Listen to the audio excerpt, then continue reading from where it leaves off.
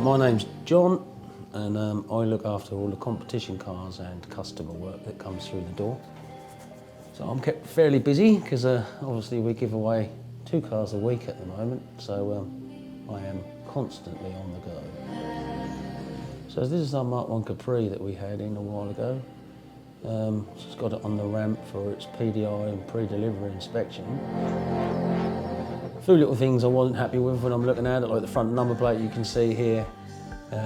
Tiny little fixings, not happy that that was secure enough, so to disguise the new screws I had to cut and grind some bigger ones to fit the holes, but also get the heads smaller so they would fit inside the screw caps so that the screw heads were covered.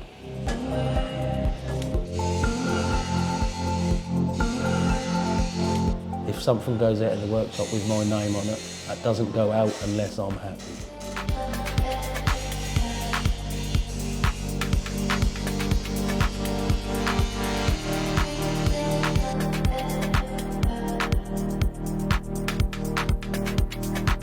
As we do with every car that goes out.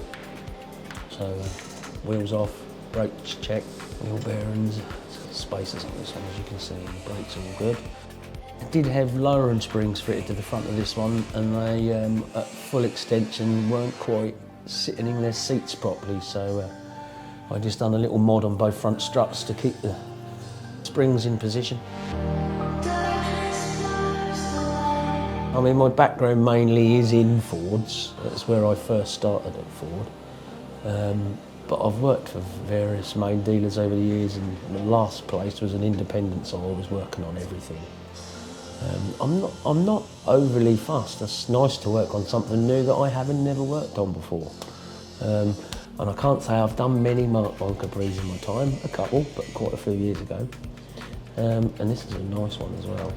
It's been done to quite a good level.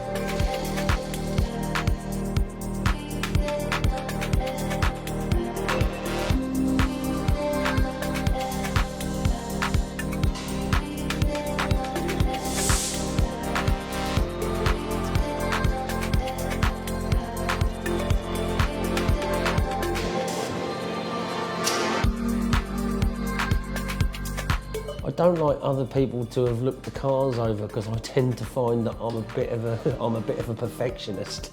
So if someone else has looked the car over for me, when I get it to finish it, there'll be things that other people may be, and there's nothing wrong with them, but my level is maybe just a little up.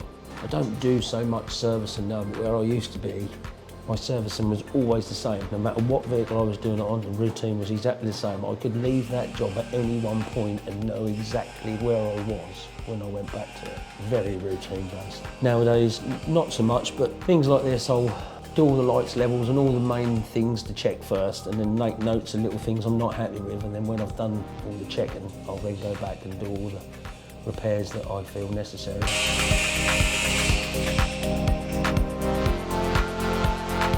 I wasn't happy with this door, so the door catch didn't always release from the inside. Felt like that was slipping. So it's not a difficult job really to get the panel off and get inside and have a look at what's going on.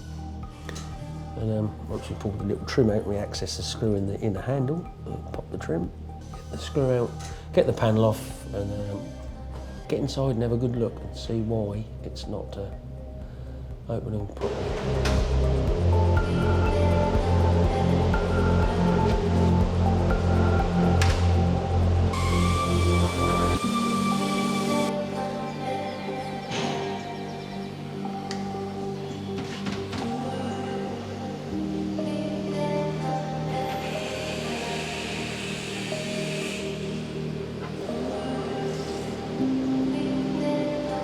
That was the actual inner handle that the screws weren't tight, funny enough, and all the times that had been opened and closed, the handle had slid back towards the lock.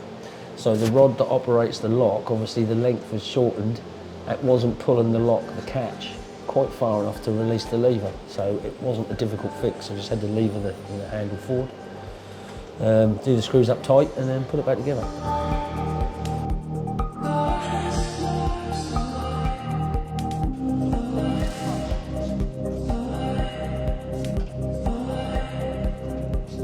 check all the functions as you see. I'll check that lock still, unlock still, opens inside, opens outside.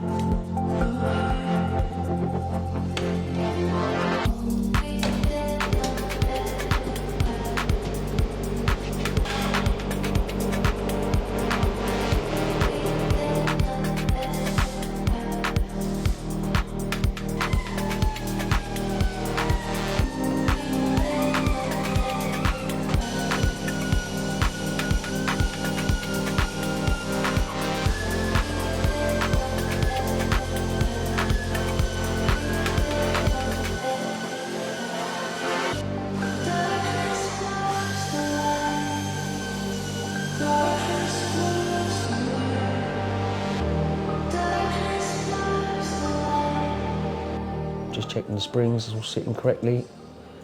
My final thing was bonnet adjustment. I wasn't happy that the bonnet was sitting low on one side compared to the wing height. It just didn't look right to me. And when I took the bump stop rubber off, the bonnet stop rubber, I could see there was a bolt in there that wanted adjusting, but that wasn't quite long enough to do what I wanted it to do. So again, it's a light modification. But it's okay because we keep most stuff that's like that in stock. So.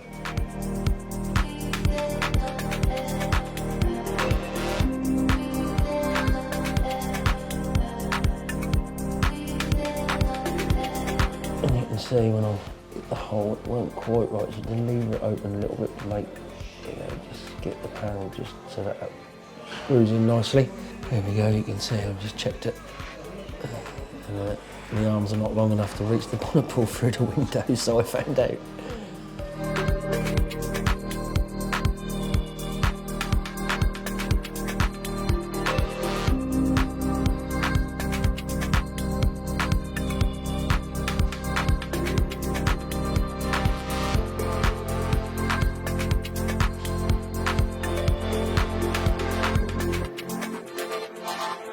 Pretty much ready to go. Get it outside, run it up, make sure it all runs okay, and then as we do with all our competition cars, fill it up with the sustainable fuel that we keep.